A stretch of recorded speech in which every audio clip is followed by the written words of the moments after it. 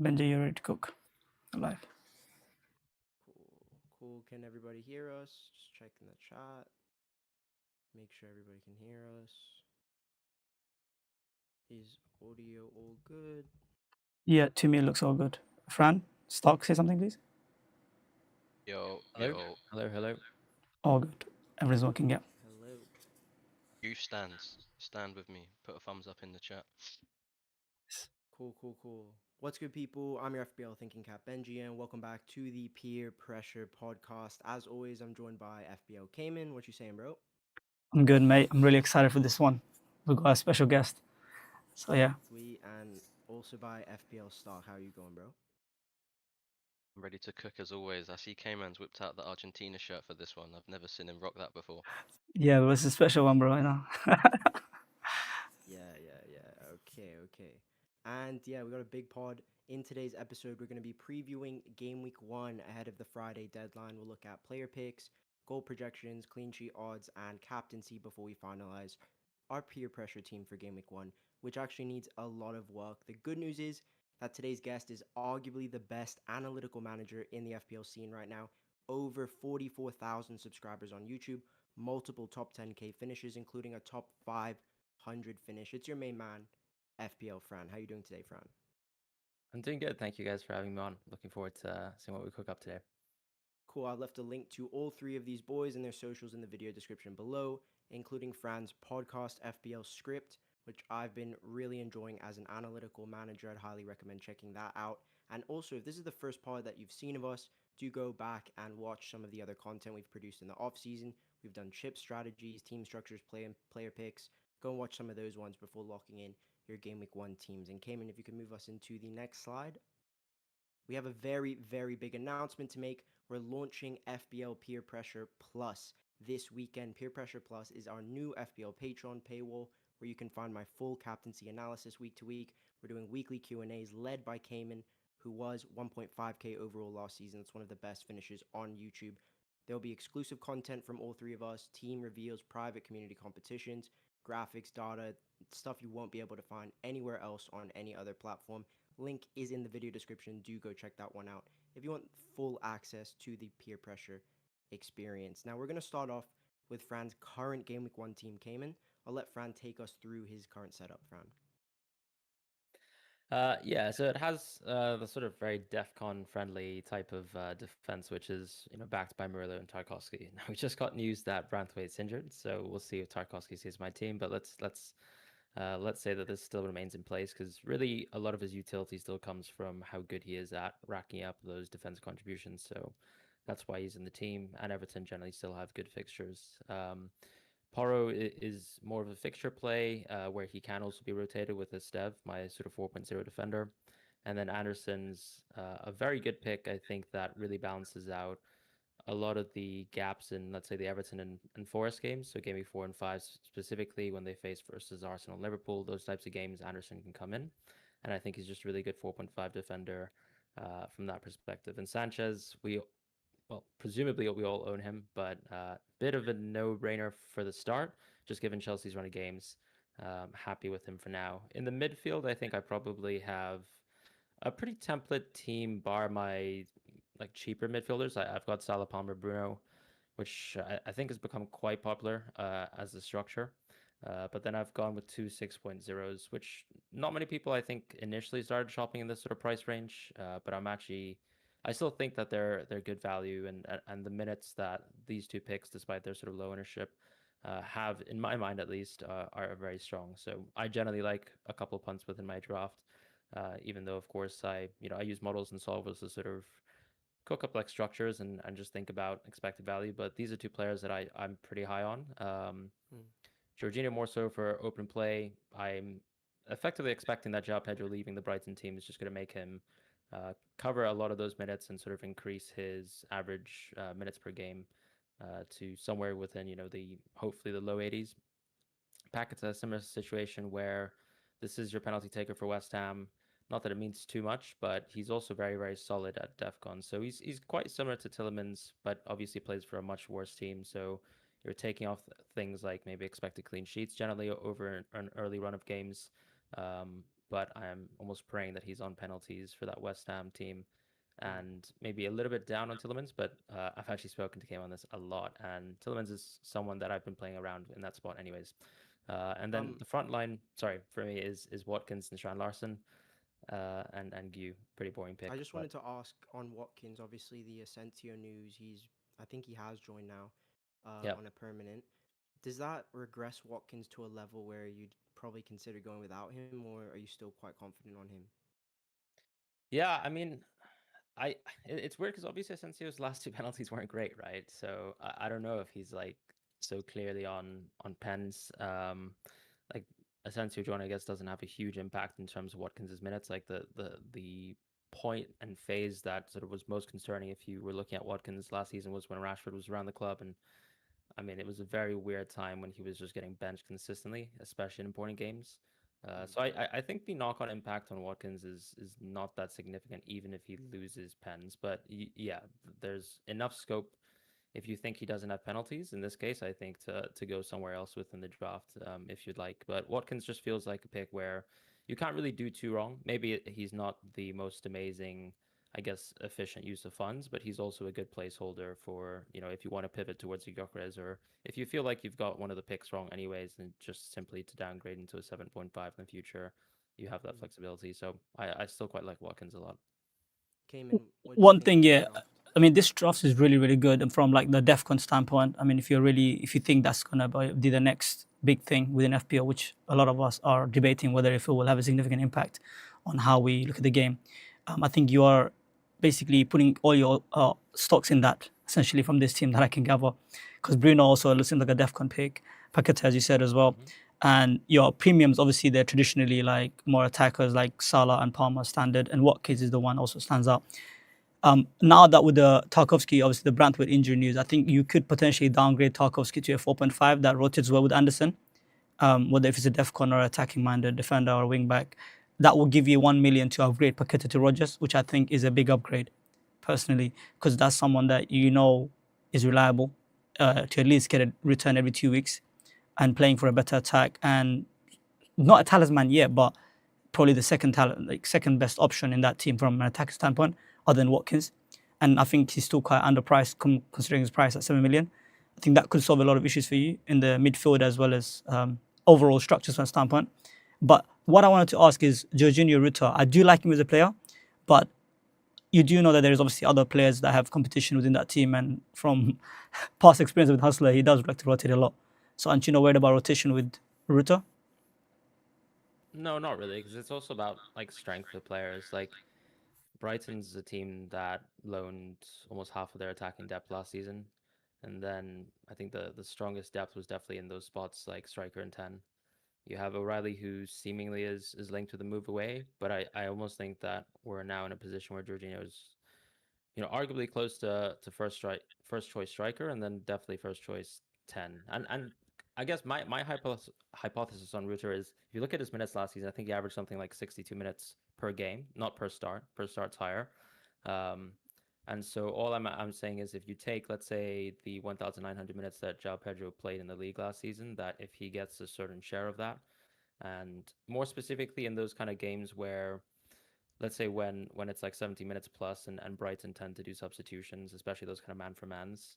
I'm almost thinking with Jorginho being that flexible, he can play a lot more games where he's now doing the 10 for 75 minutes and then fills the rest of the game, and then plays it off as a striker, similar to how João Pedro did last season. And that's sort of my general expectation.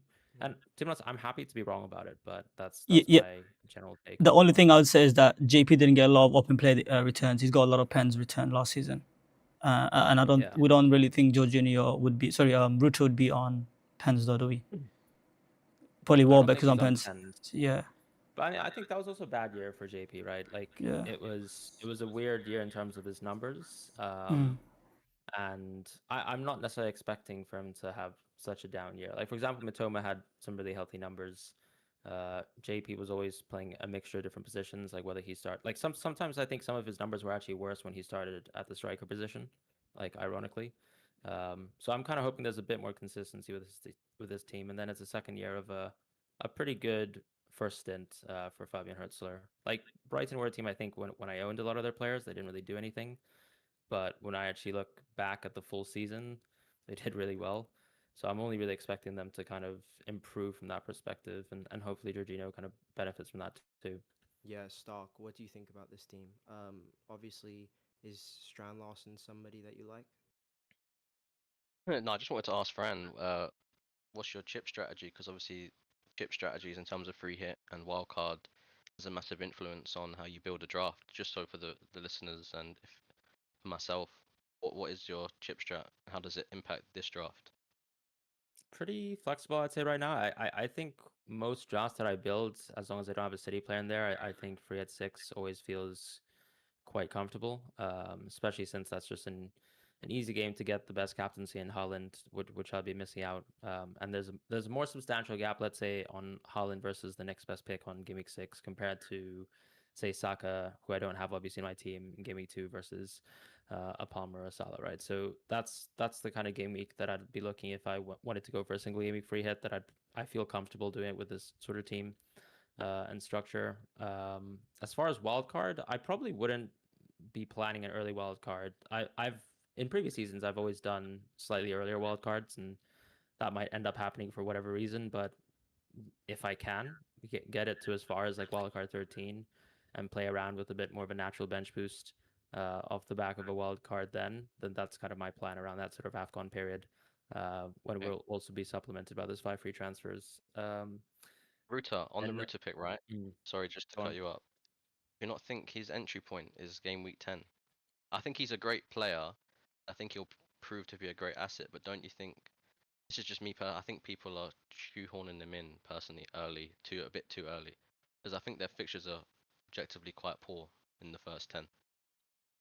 Yeah, I mean it's interesting. You'd say I think the big thing for me is still like attacking team strength, right? So um, I still hold Brighton as like almost a top half team at least this season. A lot of the sort of projected numbers for Brighton when you look at that opening run of games is probably a bit more positive from the attacking strength point of view compared to defense, which is why I've not looked at like a De Kuyper at all.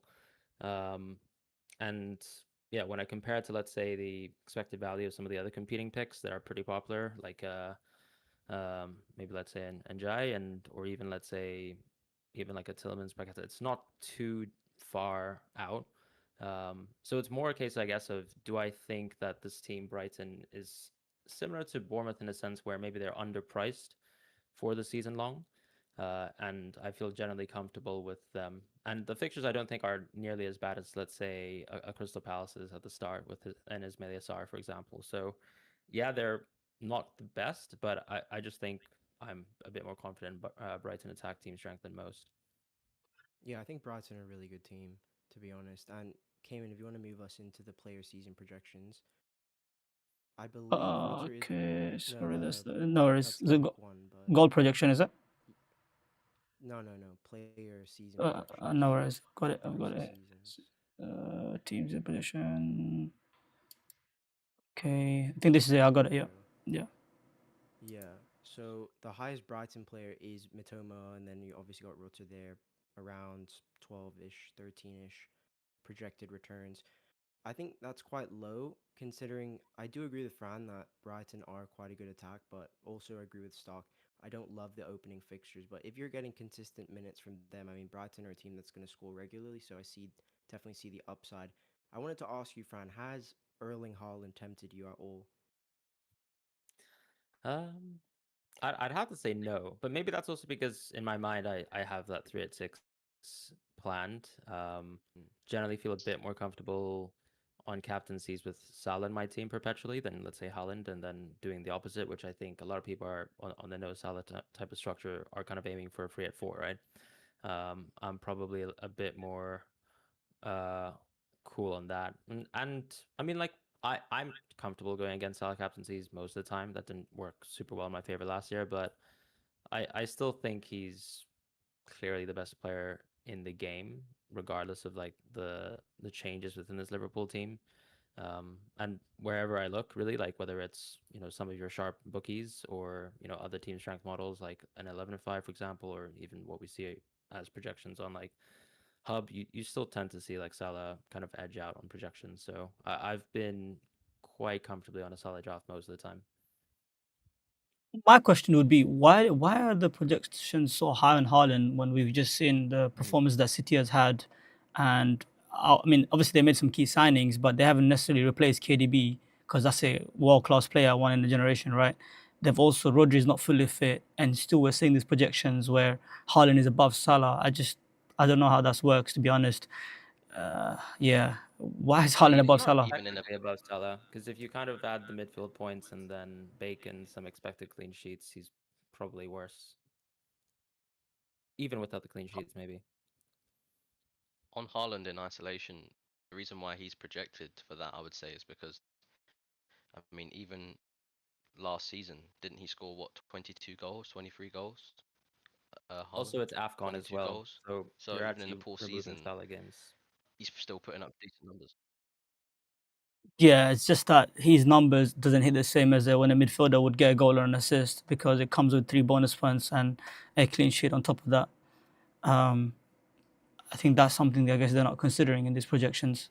Well, the thing that stands out to me is Marmoush. Actually, he's quite high on the projection, even above Verts. And I think if you were looking to cover City now that Foden is not, I mean, again, you never know with Pep. He could be lying, but Foden did not play the latest preseason game, and if there's no Foden and they've also sold Grealish now, I think there's less competition in midfield for Marmoush. I think he does seem to be, I don't want to say nil, I think more likely to start the first couple of games. And obviously, City does have great fixtures. I think if you wanted to back against the template and in Verts or Bruno Fernandes and you wanted to cover that City attack, I think Marmoush is a really good way to do that. I'm considering that myself.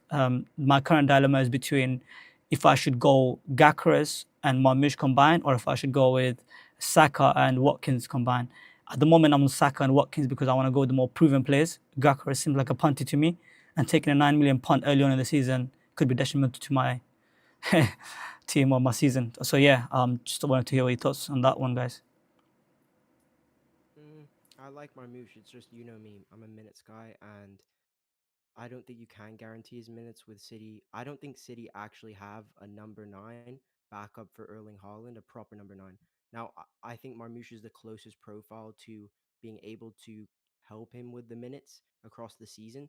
But because I don't think that's guaranteed, I just would stay away from Marmoush. But if you do get 3 from 3, let's just say in the first three, I think you're going to do very well. But I don't think anybody can guarantee me that. That's my only issue. Yeah, you can't guarantee anything with Pep. I mean, a lot of us are looking at Reinders now. Now that he scored 2 goals, and rightfully so because there's no Rodri. He won't be ready till September, and Kovac is also injured. I mean, we think Reinders is nailed, but again, with Pep, you never know. He could play Gundo in midfield in the two pivot, and then he could play Bernardo as well, and then all of a sudden Reinders doesn't get in. Like Pep could do something crazy like that, but I do want to cover that City attack though, one way or another. If I was to at least consider Marmoush or Reinders at the bare minimum, because as much as even if they don't win games, I think they could score goals in those first couple of fixtures. But yeah, What do you think about Reinders, Fran? I'm pretty high on him to be honest, but can I guarantee that he starts every single game or that he even starts in the positions that you necessarily want? I'm not so sure, right? Like I don't think Nico's like that rated by Pep anyways, so there'll be a couple games maybe here and there where Ryan just plays a bit deeper, especially with Kovacic being out still and Rodri like the stuff he's saying about Rodri just still leads me to think we're not going to see much of Rodri over the next few weeks anyways. And if anything, it's like off the bench kind of minutes. And so with a mixture of like maybe some good attacking minutes, but then what should be also be like a lot of defensive minutes. Because if you see like the Club World Cup as well, they didn't play Nico too much. There were a couple of games where Ryan just played a little bit deeper, a bit more holding. So I don't know if he would have changed his mind, for example, because Pep is quite reactive as a manager. Like the 2 goals, I think is a small signal to like some good early minutes because I think when Pep finds a bit of confidence in a certain player, you tend to see him stick to it. Like, for example, even when O'Reilly got a first start and actually did well, like he got 6 starts in a row. So for an early start of the season punt at 5.5, I don't think you can really feel too bad going Reinders. And it's probably for most people is a little less boring than an Ellie Anderson on paper.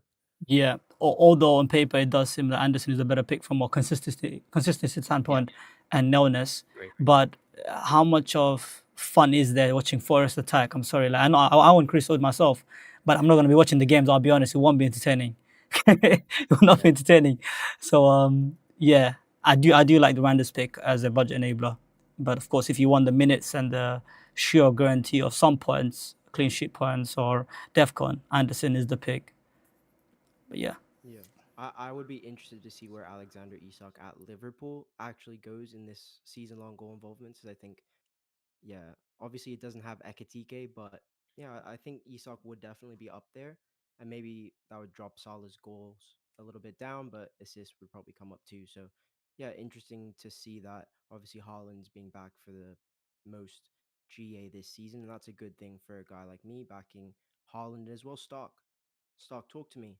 Are you scared of Mo Salah? Just quickly, I keep Benji. I keep getting told on DM and there's an issue with audio. Apparently, Yeah. Kayman's four times higher louder than everyone else. Oh, my They need bad. to Okay, cool. turn Okay, their Yeah, my. if TV you to Cayman, you max can volume just turn to it hear up in us. Yeah, I Discord. just You I can turn just us up lowered in mine. Discord.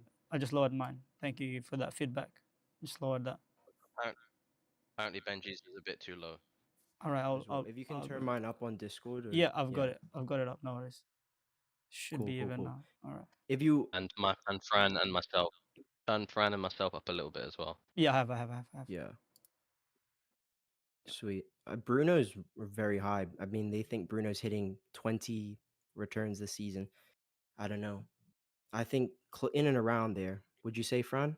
Or I don't think he'll hit 20 this year, to be Yeah, I mean, honest. he hit 18 last year and he underperformed on finishing, right? Yeah. So, and another thing I think is like sometimes when you look at season long, I think a lot of people kind of miss the point of what season long is. Season long is also a reflection of how many minutes you play as a footballer. Like the reason why Rogers is so high is because he plays more minutes than a lot of the attackers. Like the markets will kind of look into things like whether you actually have, I don't know, previous injuries, how many minutes you played last season. Like someone like Rogers plays maybe honestly 1,000 more minutes than some of the other attackers here. So it's nice in terms of getting an understanding of, I guess, like the potential ceiling that the market has priced in for a player. But for example, like Bruno last season, as I said, like with a pretty mediocre year, hit 8 and 10. I think so did Rogers. So it's actually not too surprising to see them there. I think it's more so just showing that they're confident that the minutes will stay for those types of players. Not necessarily that Bruno is so amazing, I suppose. What's your thoughts on the comparison between Bruno and Verts? I would even like to put Saka in there. I know a lot of people are not fan of that comparison, but I do think there's a Mm. 0.1 million to 0.5 million difference between the Yeah. three assets. I've currently opted for Saka because I'll be captaining in Game Week 2. And depending on how United Mm. perform in 1 and 2, I'll decide whether to downgrade him to Bruno Fernandes come Game Week 3. If he doesn't look good and United don't look good, I'm just going to keep Saka. I don't think it's the worst thing on the planet to keep Saka because we've seen in big games he has performed before. So if you had to choose someone from Game Week 1 and you had the option and you had the structure to fit any of them in, who would you choose or opt for? But yeah, I mean, if you're gonna let me cheat and pick Saka without thinking about what the consequences are, like I'll pick Saka for sure. And to be honest, like I like the idea that you're kind of betting up on Arsenal attack because you know, like a lot of the ways that the models work is they've seen Arsenal for the last few seasons pretty terrible at attack, to be honest, like for these kind of top end teams. So if you like, I mean, a lot of people have been overreading into like 2, 3 preseason matches, but I wouldn't be surprised to think that Arsenal's baselines for an attack could go up a lot, and therefore betting on Saka is interesting on that perspective. Bruno for me is part of it. It almost feels like the way he benefits and edges out, let's say, a Wirtz and a Saka is just on that sort of DEFCON piece, because he's Mm. actually pretty close to being at a threshold where you'd say the baseline is strong. Like at Wirtz's level, I actually expect him to have more contributions in this Liverpool team compared to what he did in Leverkusen. I feel like he was probably had a little bit more license to do less, like defensively. Um, Whereas maybe even within the Community Shield, small sample size, but you can see a little bit more contributions. Right, Wirtz is someone last season who I think was averaging something like 7 point maybe 4. Let's say defense contributions a game. That's really low. You're not expecting that type of player to get any sort of +2 points over the course of the season. I think Rogers last season had none, and he averaged something like 6.2. So I think interestingly, yeah, moving towards Liverpool, that probably helps Wirtz a bit, but you'll know that Bruno will either play deep like for maybe 60% of the season. Even in terms of like how you chart a game, right? There might be like minutes where he plays at the 10, but then just simply drops back for 50, 60 minutes of the match uh, over like a season long average. So that helps with him being able to maintain the averages that he has and still gives him a little bit of a buffer, even though you might take a little bit of the attacking quality away from him. But there's also probably a bit of a pricing of like an average amount of pens that United get, whether they get them, whether he actually is any good at finishing this season. I guess that remains to be seen. But I would feel confident that the United attack is strong, right? Just based on the signings and all the people that they pulled into this team. So that's going to be a net plus, surely. It's just that Yeah, paying, yeah, it's just paying 9 million for a it's a DM. It's just that's my issue. But go on, Benji. That's yeah. Just let me know, guys, if my audio is a bit better. I tried to do a little work on that. But if you want to move us into goal projections 1 to 6, Cayman, Yep. I think it's a good Wait, segue. 1 second. One second, right? Go back to that last graphic. Mhm. There's just two things that stand out to me. Just lastly, Frimpong's very high up. For a defender, I can't see any other defender in there. Secondly, I don't see Eze, which is strange to me because Eze has a lot of routes to points, and I don't see him on this graphic. Look So, at the bottom stock. It's missing Wisa, Eze, and Ekatike. oh, okay, yeah, I'm an idiot. But Yeah. Frimpong, I think's very interested. Reinders as well is extremely high up for his price. Yeah, that's a Yeah. good point on Frimpong. Yeah, that's true. I didn't Um, expect him to make the list, but yeah. I think that's AFCON, right? Yeah. Which kind of interestingly SAR is super high for an AFCON player. Like it's mainly a SAR for his price point, so it just shows how good he is. But yeah, I agree on Frimpong. Like it seems like because they don't think that United have, or sorry, Liverpool have any additional right wingers other than Chiesa, if you think he actually exists, Frimpong's probably going to get a huge boost around that period. Yeah. Do you cool, cool, want cool. to If we move into goal projections, yeah, cool. I've seen a lot of teams without any Man City assets, and interestingly, Rob T has them first. And this was a few weeks ago. Maybe they've dropped a second, but if not, there's still a top 2 attack to invest in. Game weeks 1 to 6. Fran, does the lack of City in on in the community in a lot of teams, does that interest you in terms of investment?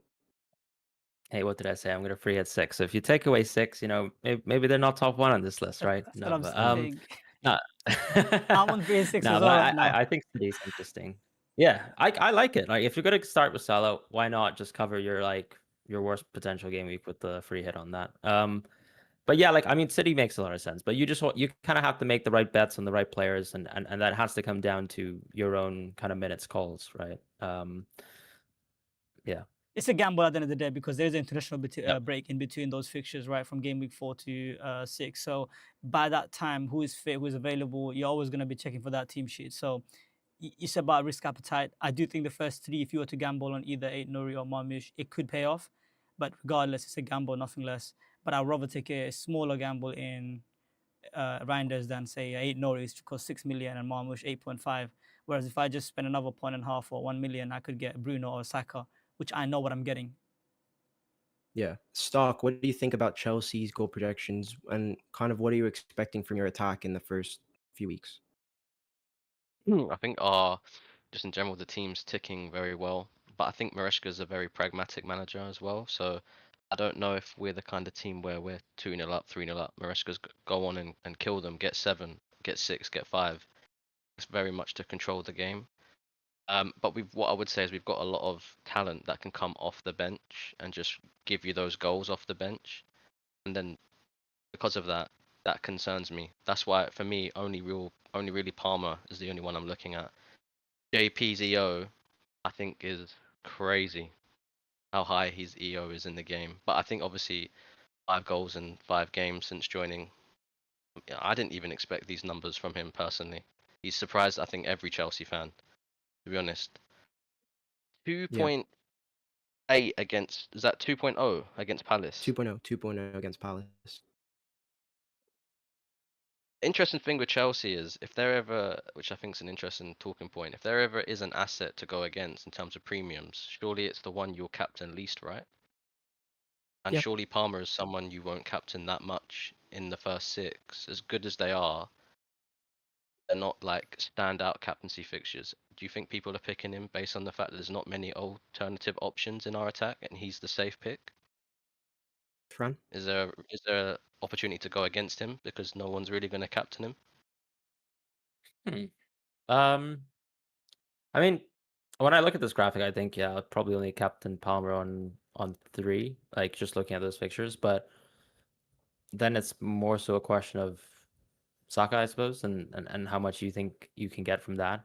Because I'd probably say, just looking at this graphic here, maybe you get more from the difference of, let's say, the Saka versus Cole Palmer captaincy, but then like Saka has a lot of those like blank fixtures there, in terms of like fixture difficulty strength. So it might even be the case that you edge out a bit more in captaincy, and that gamble could pay off, but you would still benefit more from the run being so smooth from Palmer. So I feel like that sort of game to game points value from Palmer might just be why he's so interesting. But yeah, I agree with you. Like the captaincy things, it's a fair shout. Yeah, in 3 you said Palmer. Obviously you have Bruno in your team though. Would Bruno be an option for you in 3? Yeah, Bruno's probably going to be my captain on 3. I think. I mean, like with Palmer, I might not really captain him at all. If I'm being completely honest, but I can still see him being a just better pick week to week. Like I won't have to struggle with Saka on game week 3, for example, and maybe like that's almost worth, I don't know, let's say two average. Well, sorry, I mean two. That's that type of game is almost like half of an average Palmer game over this run. So I Yeah. kind of think the points edge out still for Palmer just about. So the way I look at Palmer is I agree 100% with Stock. I don't think I'm captaining Palmer much at all in the first 6, but because his fixtures are kind of middle of the pack, his price point is at a place of he starts at 10.5, a few holes later, maybe you're picking him up 7, 8, 9. Obviously Stock wants to invest in him earlier than that, but if you're not going with Palmer in 1, you plan to get him in 9, he could be 11 mil, right? And at a time where there's a lot of inflated assets in terms of price, it's going to be hard to get there and pay that money when you're still going to be looking at investing in Arsenal defenders, Arsenal attackers. You might want to keep a Salah. You might want to go for Haaland. So I think Palmer is a little bit more safe for me, and that's kind of why I'm going there. And I also want to give myself the best opportunity in game week 2 to beat Salah. So that's why I like Palmer plus Saka and then Saka to bring in 3. Kayman, what's your thoughts on You- Palmer? Do you think you can go against him? Stock wanted to cover in Gone Stock. I was just going to say, due to the JP arriving on the scene with his goal scoring form, and obviously he's also high EO, and he's at a price point which is fairly affordable. Is there a case of, due to the lack of captaincy for Palmer, you kind of take him on in terms of a premium asset and you go for a JP just to cover the attack? Just another question that I have obviously looked at in terms of my draft, because my pathway for captaincy is just doesn't involve Palmer. And if I'm picking him, it's kind of purely out of FOMO and the love I have for him as an asset because I'm a Chelsea fan. Honestly, if I'm being objective, I just don't think they're captainable fixtures. I do agree with Stark to an extent. I think if you're going with Haaland and Salah, I think you compromise on Palmer. Makes sense. I think you can slightly back against him there. But at the same time, I think it is a transfer waiting to happen that you're going to make. All it takes is simply a goal and an assist from him. And all of a sudden, the whole world wants Palmer, and you're looking at 70% EO or 80% or 90% EO every week. So, yeah, I think early on, I think to have the mentality of if I'm not going to captain a player, I want to own them. I don't think it's a good mentality to have because early on you're up against the whole 10 million players that's on the game. So it's not you're not in a small bubble because you're protected by the good progress that you made, or if you're in the top 100k or top 20k. So I think early on it's good to make sure that you minimize risk rather than calling it formal. I would probably say just minimizing risk and protecting yourself, playing a bit more defensively and covering those premiums, and building a structure where, because coming down to Palmer is easier, whereas going to Palmer is harder, in my opinion, unless you have a placeholder there, say for example a Saka or Bruno. Yeah, It depends though, man. There's a lot of premiums in the game. Haaland, Salah, Saka, Bruno, Watkins, defenders. I mean, are providing great value I mean, if you look at Fran's draft, he's got 3 5.5s, and I think they're all great options. Like, how do you have 3 5.5s and then have all these premiums? It's like for me, it's I currently have Palmer, but it's just something I am looking at. I just wanted to hear you guys' thoughts. Yeah, it's a great point you're making. Definitely something we should consider. Kayman, if you want to slide into clean sheet projections, and then we'll go to Game Week 1 preview. So yeah, these were from a few weeks ago. I believe Rob T has posted an updated one, but they haven't really changed that much. Tottenham, obviously the favorites to keep it clean in Game Week 1. City surprisingly high, Chelsea up there as well. My question for Fran is obviously the news we got today on Branthwaite. Does that change your perspective on Tarkowski? Yeah, I think a little bit. Because Tarkovsky was probably the only player in my draft that I was already a bit flimsy about. Because even as Kayman was sort of pointing out, like I can go 4.5, maybe save a little bit of money, have maybe a weaker game week 1 potentially, go for someone like Agbadou or Dorgu, for example. And why not? So yeah, I think that takes a little bit away from him. It does maybe give you an interesting pick. Like I guess that's Michael Keane playing for a few weeks, but you'd probably have to target, I don't know, a short term like wild card as well for that strategy to work. I generally think you'd probably see the clean sheet numbers drop a little bit for Everton, and then at that point you might actually just prefer something like maybe double Nottingham Forest defense over them anyways. If you have faith in Nico Williams not getting his minutes like interrupted too much, for example, by let's say a new left back signing, or you can shop and maybe gamble a bit with like let's say even a Chelsea, for example. Yeah, Stock? Chelsea is interesting to me. Stark, what do you think on Chelsea defense? Correa obviously gives you the consistency in minutes. However, does he justify 6 million with the new meta of DEFCON? Yet to be seen, especially with Gusto. Like Maresca at the Club World Cup, he trialed Palmer off the right and Gusto overlapping, similar to Poch. So Correa sits in as a left centre back. So he's not as advanced until Gusto comes off for like a James, for example, or a Nachimpong. There's definitely uncertainties. Will we sign a centre back? Chalobah Tosin would be my guess for game week 1, based on the preseason game and other previous fixtures. But Hato is very versatile. He can cover Kukurea at left back and also play left centre back. I think Achimpong is definitely someone to watch. If we don't sign a centre back, I think he's extremely talented. I think Maresca believes in him, and I think he could get some minutes. Just one to look out for going forwards. Tosin, Chalobah, I don't know, man. I'd have to wait for the window to be finished to see if we sign someone. But I Is rate there our defense. I think is there any 4.5 since we've dropped Stark? the line, we're better. Sorry, is there Tosin's any? 4.5. Okay. Yeah. But why do you think he would start game week 1? Because I'm looking to take a punt. I'm struggling with a 4.5. In the preseason friendly, our partnership was Tosin and Chalobah, and also at the Club World Cup when Colwill missed a game, it was Chalobah and Tosin, and they kept a clean sheet. And on numerous occasions towards the end when Colwill couldn't play, it would be Chalobah and Tosin. So Okay. I think that will be the game. But will it be the game week 2 and 3? I don't know. There's a lot of centre backs. There's Badia Shill He's as well rubbish. I'm there. sorry, he's not start. He's Saf- rubbish. Yeah. Yeah. He's impressed. No, he's not good. He's He's not impressed on a good. few occasions. He's No, I he's think he, you're. he, Impressed. You can't rely on these guys. I like Tosin. I believe he scored a brace for you before in the cup. I do think he's quite sound from set pieces as well. So he's interesting, but like Stock said, I think Maresca wants a center back, and I think he'll get a center back. So from the start, I can't invest there. Sanchez, Stock? Yeah, Sanchez is the no-brainer for me because our defense doesn't hit the DEFCON numbers you want to really give him that boost in terms of the price point to justify it. However, our fixtures are so good that you kind of just would like to perma play. So if you're wildcard 13, for example, you look at the first 12 for us, just put Sanchez in, don't stress, sit back, unless he becomes the Sanchez of last season. Actually, to be fair, you can never sit back comfortably with Sanchez in there. That's That's what the I'm wrong saying. message, but I Because remember in World Cup 6 Stark last season, this is exactly what happened. He had a 12 game week stretch of really good fixtures, and we said it's the same for getting World Cup 6. And I picked that bum in my team, and he's not giving me. He probably gave me 2 clean sheets in 12 game weeks. He's a fraud, bro. And there could be rotation. I'm sorry. When the Champions League comes in, he could be a rotation. I don't. When I see that guy in my What team, I don't like it, bro.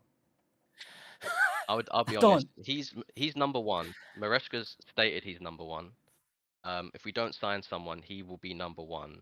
I think he's certainly improved. He's got a donkey mistake in him still. However, since Maresca dropped the line, our defense looks a lot more solid, and our midfield is just great. I think we've got one of the best midfields in the league, and that leads to our defense being so resolute. So I, I, I mean, he had 5 shocking games in a row last season, and he still would play. So he's at least got 3 howlers in him. Like you've got 3 lives there. Yeah, cool. In terms of Arsenal, Fran, I haven't seen a lot of Arsenal defenders in a lot of drafts. Obviously, they have 2 40-plus clean sheet odd games in the first 6. Is there any interest for you at all? And do you think there's a bit of upside there because not many people are picking them? Is there? I don't know. I don't know if I'd say upside, but like I think like maybe a draft of Gabriel is interesting, right? Because there's just at least pretty low ownership for someone who should be that good. I think what's interesting, like what's tough about the Arsenal Liverpool picks is at 6.0, they probably actually need more rotation, ironically, than let's say a Murillo does at the start. Like if you kind of priced in a bit of the DEFCON, like you'd be happy playing Murillo most of those matches. But then when you actually look at Arsenal and let's say Liverpool, there's like 2 or 3 games for both teams where you're like, I don't know if I want to be fielding Virgil, for example, like 2 and 3, for example, and I would feel the same about Gabrielle on 3, maybe 5 and 6 as well. Like it's just it is a bit rough from that perspective, but the highs will be higher than the DEFCON defenders.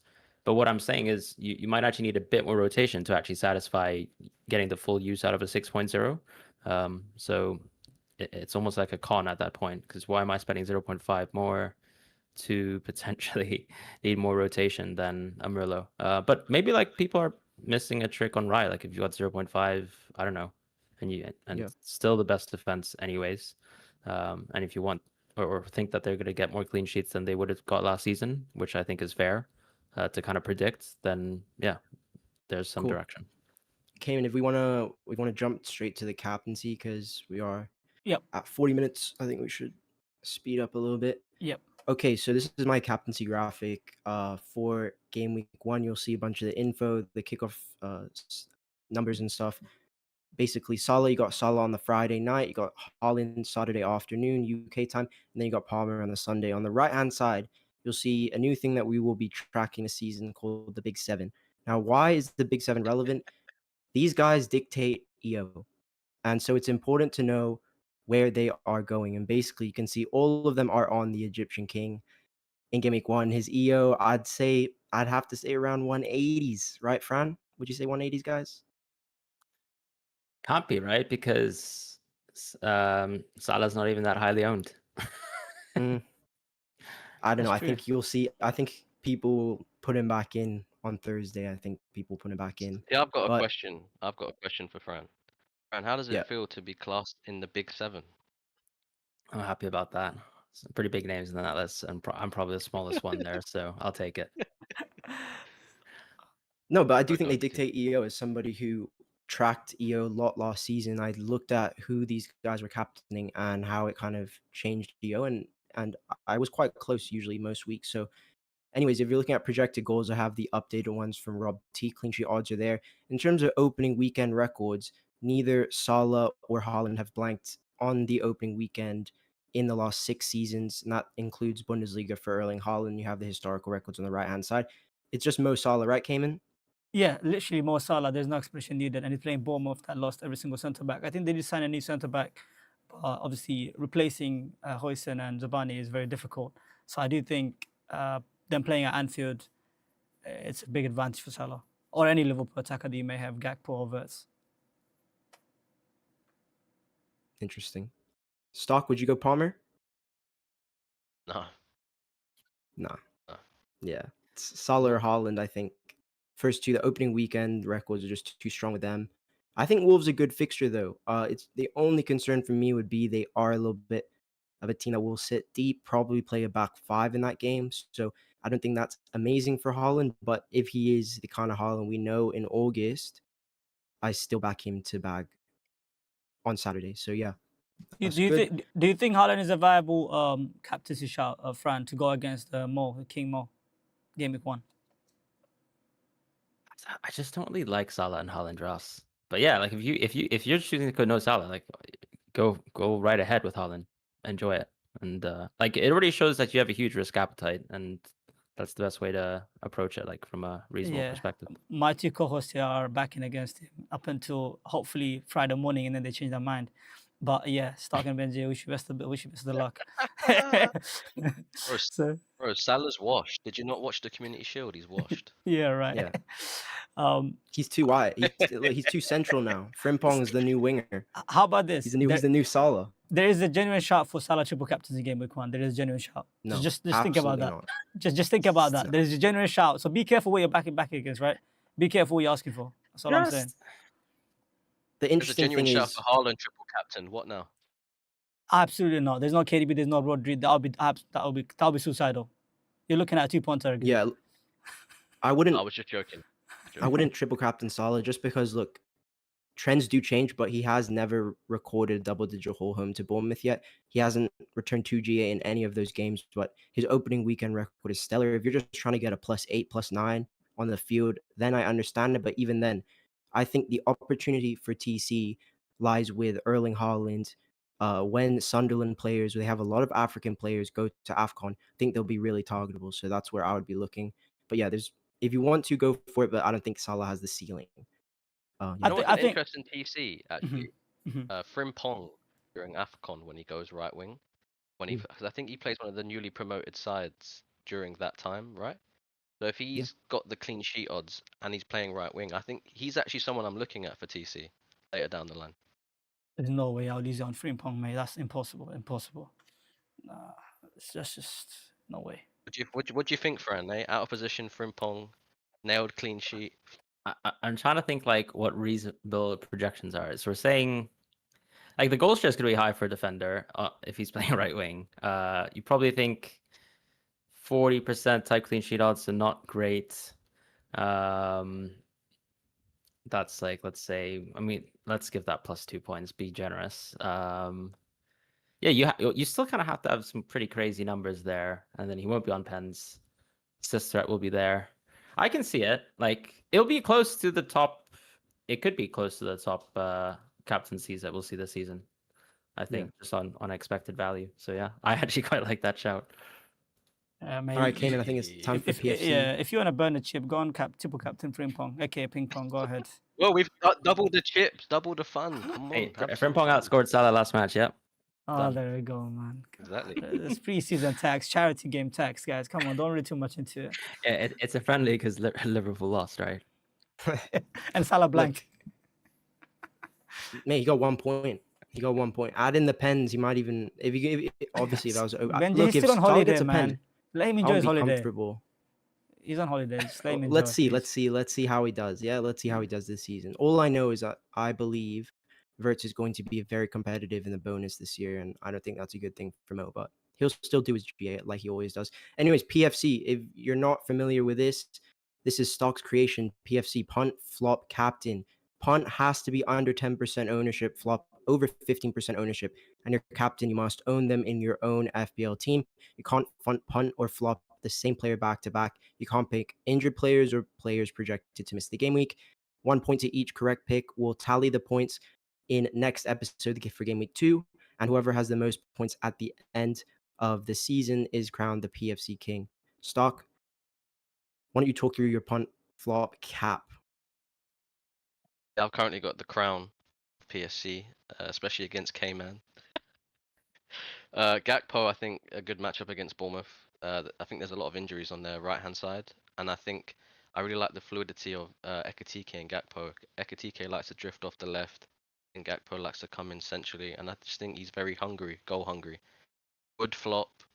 I mean, 1 shot a game, Merchant, and they haven't scored a goal in pre-season, so I mean, if he's already got low volume, who's gonna feed him now Langa's gone? And I've captained the Earl of Norway. I'm expecting a mega haul game week 1. Salah's gonna blank. You heard it here first. Yeah, I'm with you on Haaland cap. I've gone Estev. Hopefully he doesn't pick up DEFCON in that match, because then he might actually not be a flop. But I think he'll concede a few goals there. And Ekatike is my punt. I think with Bournemouth's central weakness, I think he could do very well. And obviously the only guy on Mo, Kayman. Yes, I actually got finessed here because I did pick Nick Ekitike as my punt, and the app was down at the time, so I couldn't check his ownership. So I asked Benji as a good friend, could you help me out with the punt and check his ownership? He told me it was 11%. So he actually did play me and lied, and then he got the Ekitike pick. But it is what it is. I do like Nico Williams That's so playing true. Brentford. That is true. Nico Williams is a punt. Like, I'm really, really high on him, and I'm surprised how low his ownership are. I guess people are more focused on Murillo as well as Milenkovic, which is fair. They're all good options, to be fair. But yeah, it's playing Brentford. They lost Mbimo. Potentially, they're going to lose Wissa as well. Yeah, I do think there's a good chance of clean sheet, if not at least potentially DEFCON or even attack and return. So he's a bit of a triple threat, I like to call him. And yeah, I'm happy with that. And then you got Consa as a flop. Funny enough, he might actually make my first game week 1 draft, and I have him as a flop. But I do think he's quite highly owned, and playing Newcastle, I do expect them to score. But yeah, it's crazy. It's actually crazy.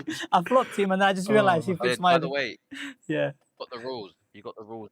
The rules actually. The rule is you can back the same player for punt. It's just you can't back a defender 2 weeks in a row. So you can't. Okay. Last season, Cool. people were flopping Pedro Porro because of Europa League rotation, right? Kayman.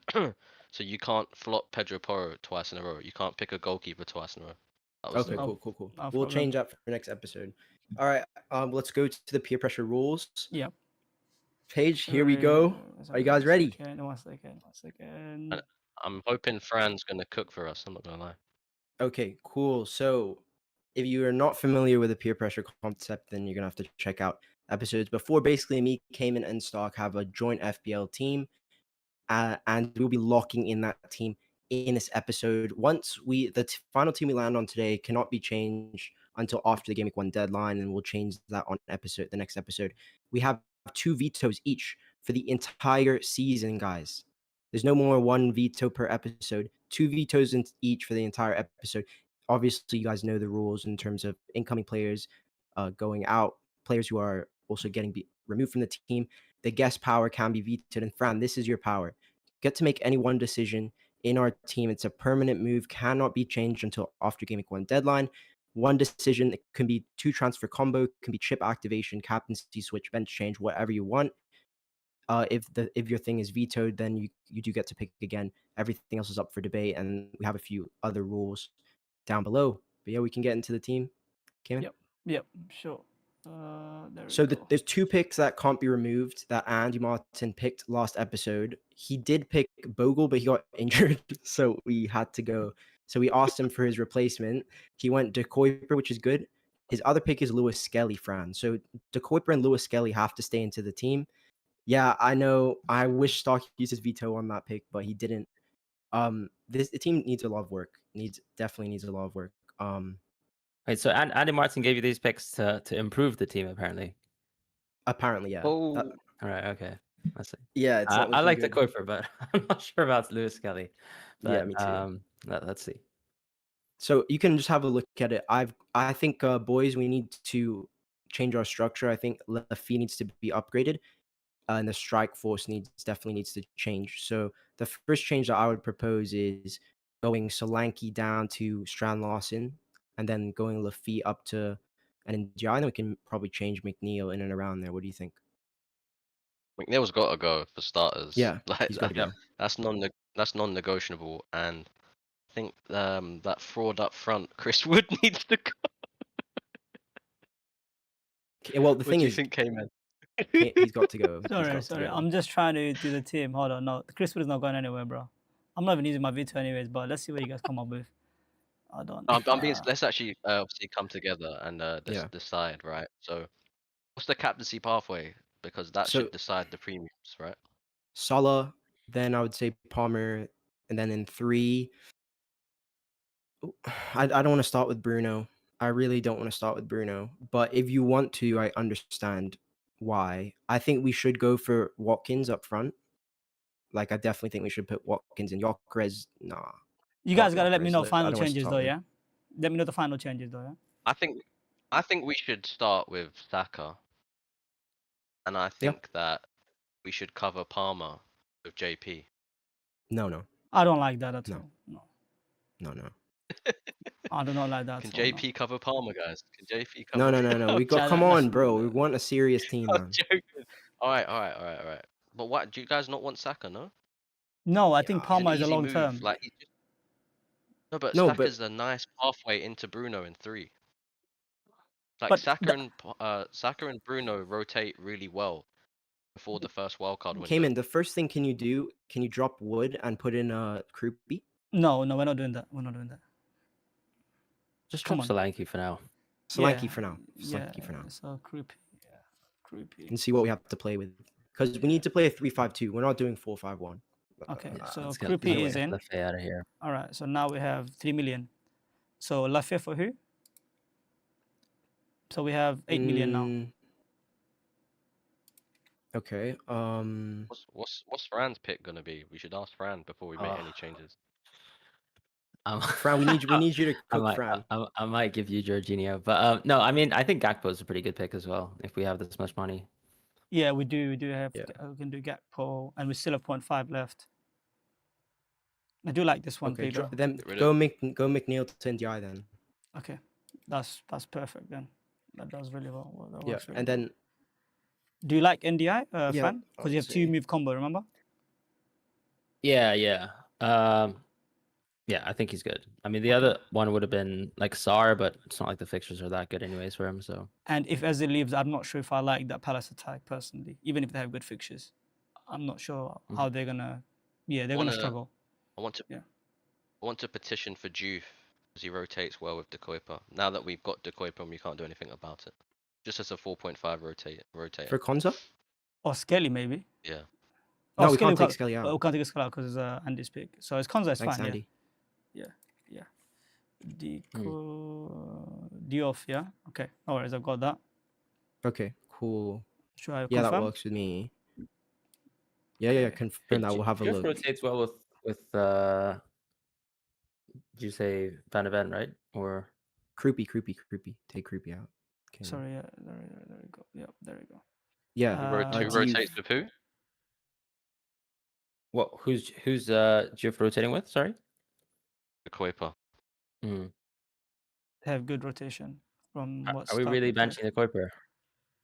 That's a good I think question that's as a well. sin. Got to. Yeah. Who would you You got bench? to. Bro, though? might as well Because bench boost, bro.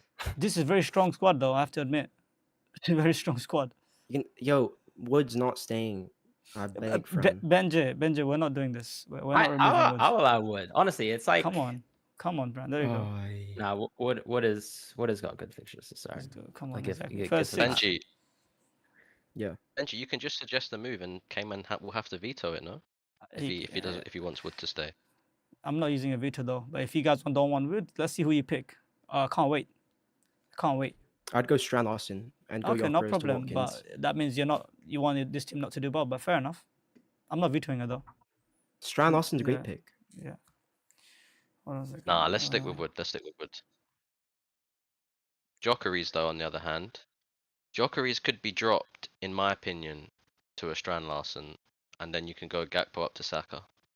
No? Yeah, could do. So is Gakpo one of Fran's moves? Yeah. Gakpo and Yeah. Okay. NDI. I do like those. I do like the Gakpo. No, pick. Njai's not Fran's pick. Fran's is going Yeah, another pick. That's a consensus pick. Okay, so I this have is to okay. pick. I have to actually pick someone else. Okay. Yeah.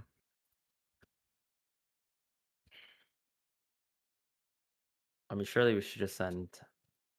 I'd probably just move Gyok to Watkins. Okay. Yeah. Okay, let's Sweet. do this. I like that. Transfers. We've got to Watkins. Interesting. This is built. This Take Wood out. coming Kayman. I actually want Wood out. I don't want to start with Wood. You got him in your own team. Okay, no problem. If you want me to remove him, who do you want me to put there? I'm not vetoing. Strand Larsen. No problem. You can have Strand Larsen. Why we? Wait. What? Benji? No. Kayman, go back to Chris Wood. Mhm. Why would you take Strand Larsen over Chris Wood? Freeze They're up. one and the same. Freeze up Strand money for what? Larsen. Strand Larsen Where's the is money a going? good pick. Where's the money going? We'll put the money in the midfield. We'll go Rodgers up to 8. Or we can put it in the Rodgers is defense. great. Wait. Rogers up to 8. Who? I'm sorry, boys. our team's locked after we do this team. We cannot start with a flag player. Like Rogers is we We've can't just start seen it. Rogers. We've just seen him in training though. You do realize Rogers is invincible. All right. This guy I can don't have love one double leg. Villa attack, to be honest. I don't know what Fran thinks, but I don't mind it. I think the games are just that good. Yeah. okay. Okay. Alright, no, do you know what? Chris Wood down to Strand Larson, bro. Wood to Strand Larson is like Bonnie Blue to Lily Phillips, bro. That's crazy comparison. Oh my god!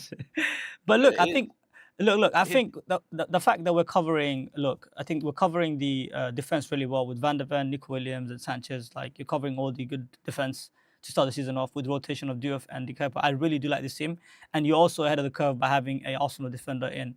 I just think if you want an Arsenal attacker in game week 6, it's an easy upgrade from Watkins to Gyökeres. Also, if you want to downgrade, say for example, Gakpo to Eze or switch between the two, you can do that. So I think this squad is very flexible, Benji. Yeah. I've got a suggestion. Yeah. Chris Wood to Strand Larson, basically because of the same player. Why not save $1 million? Mhm. And then you can go Van der Ven to Porro. Beef up the Yeah, defense a bit. that's great. I love that. No worries. That's a great move. But I'm Yeah, not fine. using my I'm not using my Vita to do this. It's fine though. We all know Van der Ven in game week 2 is going to be chasing Haaland and he's going to pull up with a hammy. So Yeah, why take the definitely. risk? Okay, Pedro Porro. That's fine. Cause there we go. All right. Yeah.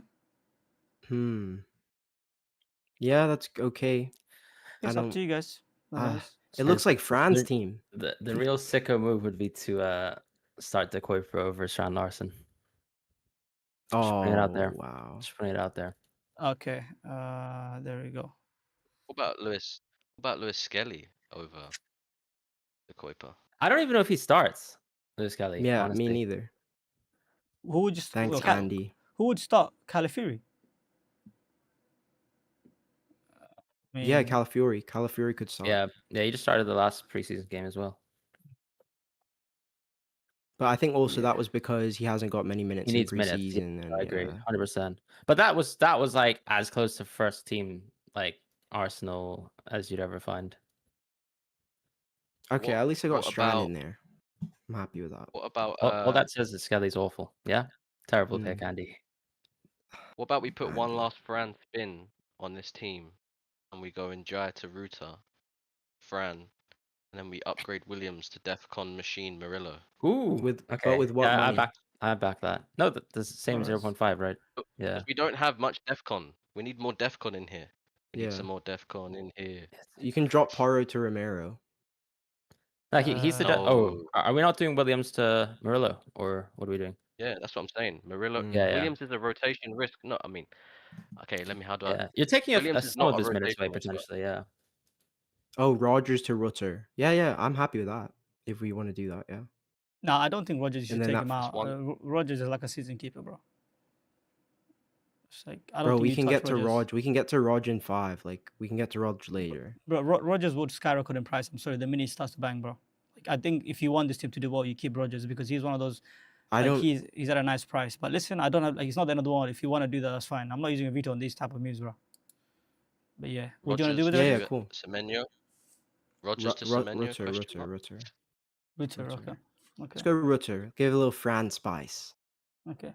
I think Fran's on for another top 10K, so we better be on the board. Yeah, I hope so. But no, don't make the transfer yet. Put the money in the defense. Okay, we can go Gakpo to Verts. Oh. So what do you want to do now? Yeah, no, we need the Defcon. So Defcon. So who are we upgrading now? Do you guys have a rough strategy in mind? Like a little bit longer term? Wildcard 13. Wildcard 13. Okay.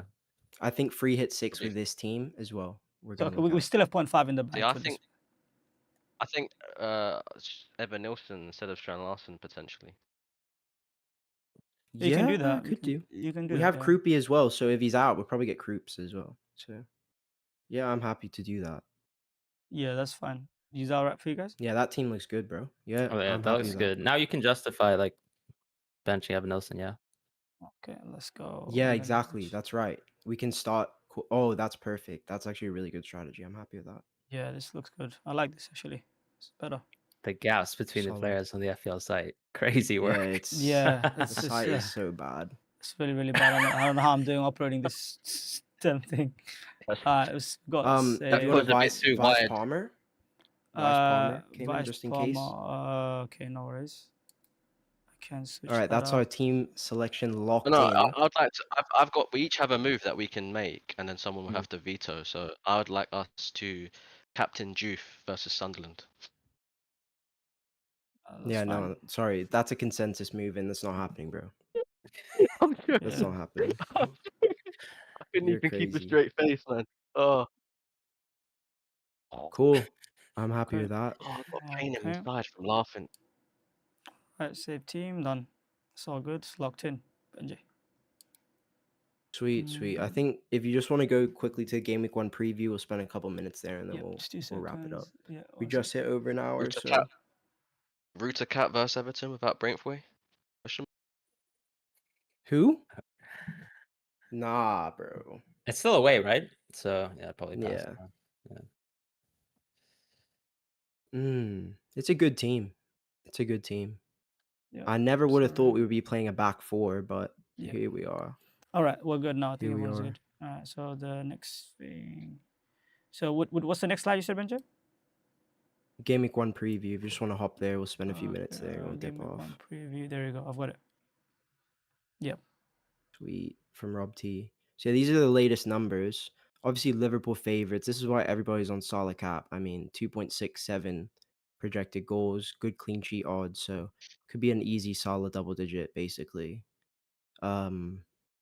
Interestingly, I thought maybe City would be a bit higher. Why are they under 2.2, Fran? I thought they would be like 2.2, 2.3. I think it's just like, whenever you look these graphics, I think the thing that people probably get the most confused with is like how much the markets factor in like home and away, really.